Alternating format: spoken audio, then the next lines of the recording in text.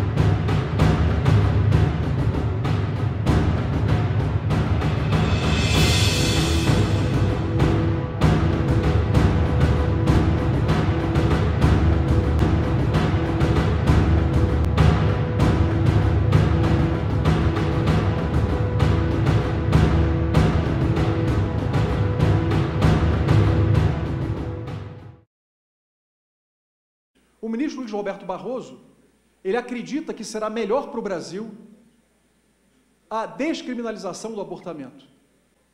E no Supremo Tribunal Federal ele se viu com essa possibilidade de alterar as coisas, impondo ao Brasil aquilo que ele considera melhor. Quando então apreciava o habeas corpus 124/306, habeas corpus em que se discutia simplesmente sobre a presença dos requisitos para manutenção da prisão cautelar, o ministro afirmou que até a 12ª semana o abortamento não era crime. O momento era inapropriado. Em habeas corpus não se traz essa discussão. Mas o ministro fez essa afirmação. E ao fazer essa afirmação, o ministro startou a ação proposta posteriormente pelo PSOL. A ação, ela nasceu, na verdade, olhados os fatos tais quais eles são, no Supremo Tribunal Federal.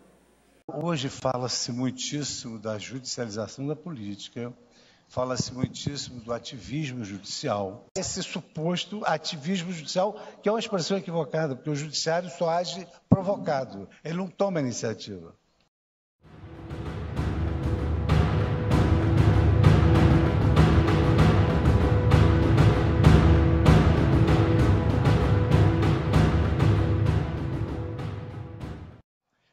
essas questões todas deveriam realmente, como você afirmou, deveriam ser resolvidas pelo parlamento. Mas acontece uma questão muito singular.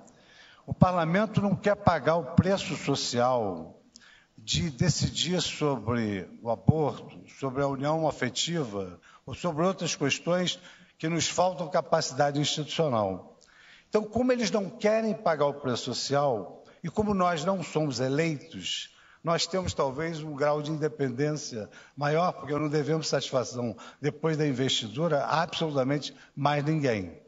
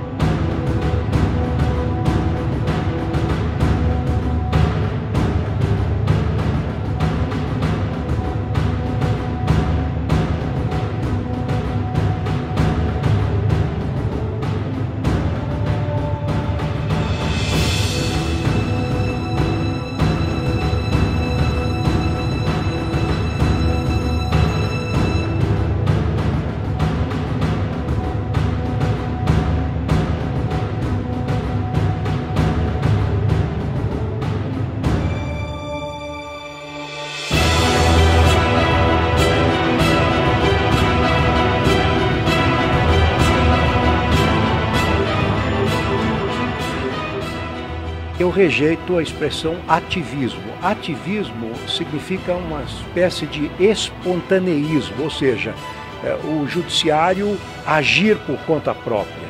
Então, nós sabemos que nenhum juiz e o judiciário como um todo não age de ofício, só age quando provocado. E hoje em dia, há um espaço muito grande de movimentação do Poder Judiciário. O Poder Judiciário não está mais apegado a regras muito rígidas, que estão nos códigos tradicionais, mas baseia suas decisões em princípios. Por isso é que se fala num protagonismo. Nós estamos ampliando, digamos assim, mas dentro da nossa esfera de competência, o nosso espaço de atuação, exatamente porque nós nos baseamos em princípios e nós procuramos alargar a esfera dos direitos fundamentais.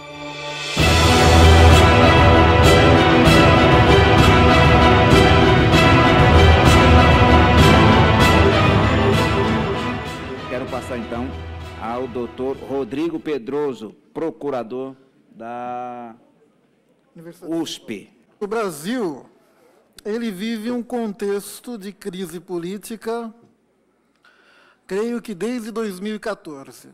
E entre as disfunções do nosso sistema político constitucional, talvez a principal seja o ativismo judiciário, e dentro do ativismo judiciário, talvez a pior seja a hipertrofia do Supremo Tribunal Federal.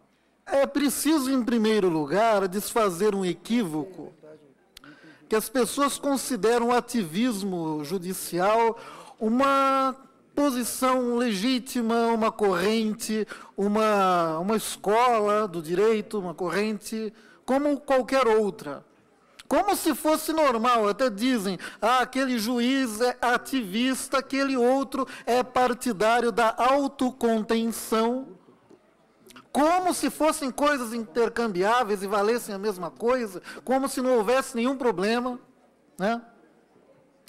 Na verdade, o ativismo é um problema muito sério. O ativismo é uma disfunção. O ativismo não é uma corrente jurídica. O ativismo judicial não é uma escola de pensamento jurídico. Não é um movimento jurídico. O ativismo judicial é uma disfunção no sistema político e jurídico. Hoje fala-se muitíssimo da judicialização da política, fala-se muitíssimo do ativismo judicial. Esse suposto ativismo judicial, que é uma expressão equivocada, porque o judiciário só age provocado, ele não toma iniciativa. Um povo é livre quando não se lhe impõe lei sem o seu consentimento. Então, a diferença específica da liberdade de um povo, o que é um povo livre e o que não é um povo livre. O povo livre Ele só recebe leis com seu próprio consentimento. Para que serve lei? Vocês querem saber para que serve lei? Leiam o inciso 2º do artigo 5º da Constituição Federal. Ninguém será obrigado a fazer ou deixar de fazer alguma coisa, senão em virtude de lei. Então, lei serve para o quê? Serve para obrigar as pessoas a fazer ou não fazer alguma coisa. O pessoal laicista, abortista, marxista, liberal, libertário, secularista, etc., nos criticam, dizendo, vocês querem impor os seus valores. Mas, gente, é para isso que a lei serve. A lei serve para impor valores. Entendeu? Toda lei vai impor algum valor. Quando eles nos jogam para a parede e dizem, você quer impor os seus valores, na verdade, ele quer constranger você para deixar que eles imponham os valores deles. Porque toda lei serve para isso, serve para impor valor. Quando eu protejo, quando 121 do Código Penal, homicídio, matar alguém, eu transformo aquilo em tipo penal, ameaçar aquele valor é um crime, o que estou fazendo? Estou impondo valor. E isso é legítimo, não? Nenhuma sociedade subsiste sem imposição coercitiva de valores. Me diga onde que não tem isso. Criminalizar a mulher que não quis, não pôde, muitas vezes, ter o filho, é uma escolha absurda que, a meu ver, viola a dignidade da mulher, sem mencionar que, num país como o Brasil, o fato de você criminalizar impede que as mulheres pobres utilizem o serviço público. Pode pregar para que não se faça.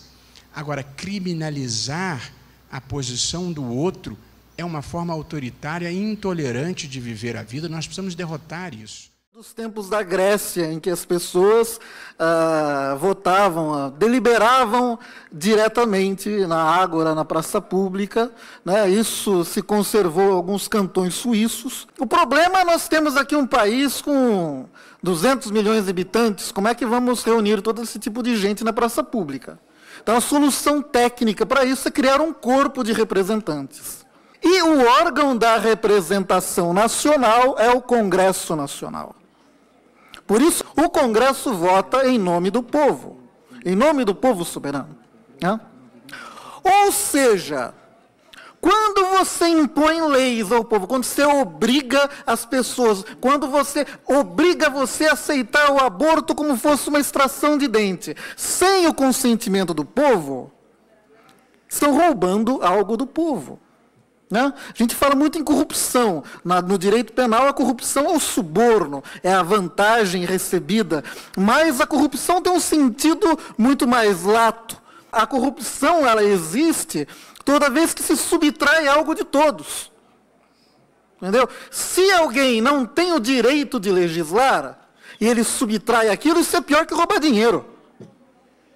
O que você dá mais valor? O dinheiro ou a liberdade?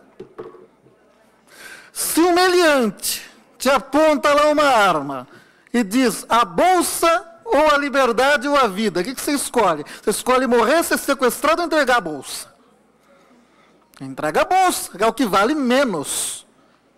Então, se nos choca a corrupção que consiste em receber propina, em desviar dinheiro público, em favorecer gente em licitação, como não nos choca a corrupção que consiste na usurpação do próprio poder legislativo?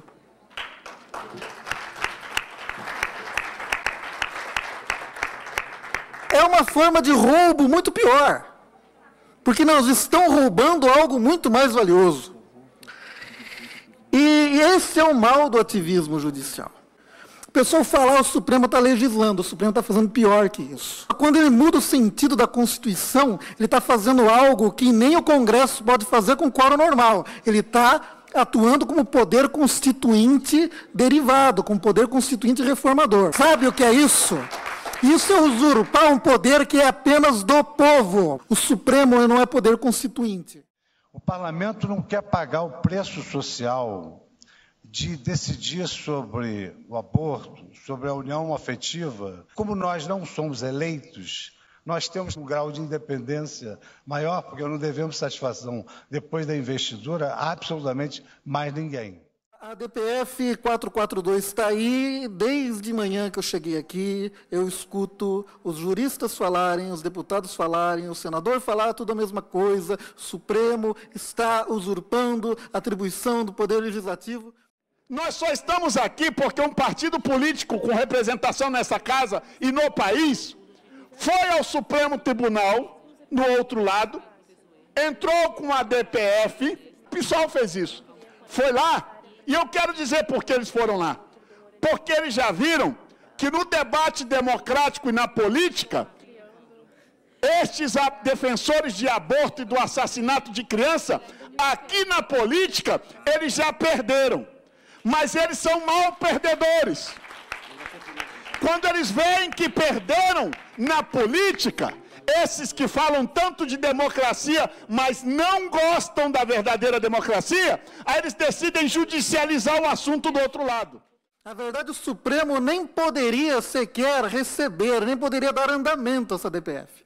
Sabe por quê? Que vocês forem na lei da DPF, vocês vão ver lá a Lei 9.882 federal.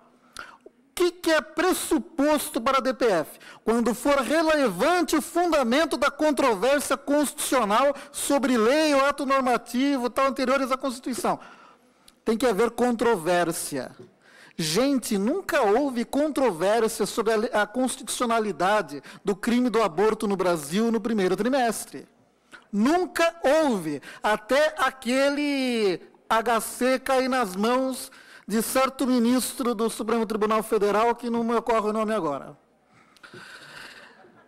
Vocês me tragam todos os livros de direito penal que desde 1988 até o HC, creio que foi em 2016 ou 2017, 2016, ou seja, aí durante 28 anos, me tragam todos os livros de direito penal do Brasil, publicados nesses 28 anos. Veja se algum traz a inconstitucionalidade do aborto no primeiro trimestre. Ou então todos os livros de direito constitucional. Vocês não vão achar, nunca houve controvérsia nenhuma. O homem fabricou a controvérsia. Entendeu? O juiz não pode proceder de ofício. Bem, o mundo moderno é extremamente complexo. Nós não vivemos mais naquele mundo em que a teoria da separação dos poderes foi concebida no século XVIII, a teoria de Montesquieu da separação dos poderes, em que o juiz era a mera bouche de la loi, como se dizia em francês, a boca da lei. Hoje o juiz tem uma atividade bem mais criadora.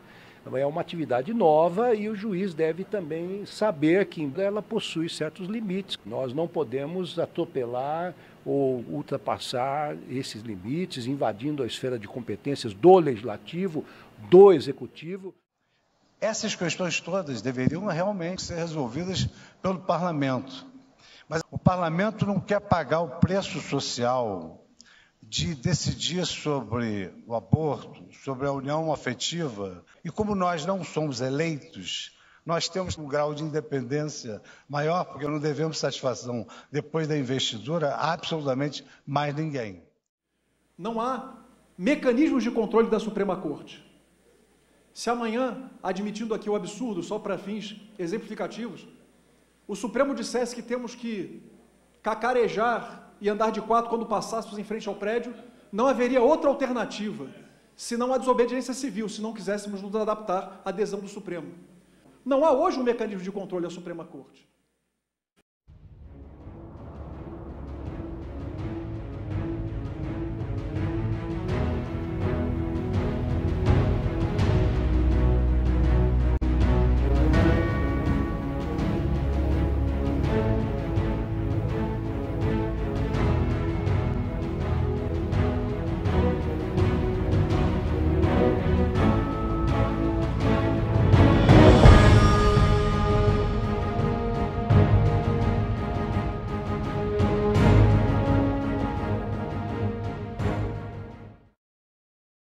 Não devemos satisfação, depois da investidura, a absolutamente mais ninguém.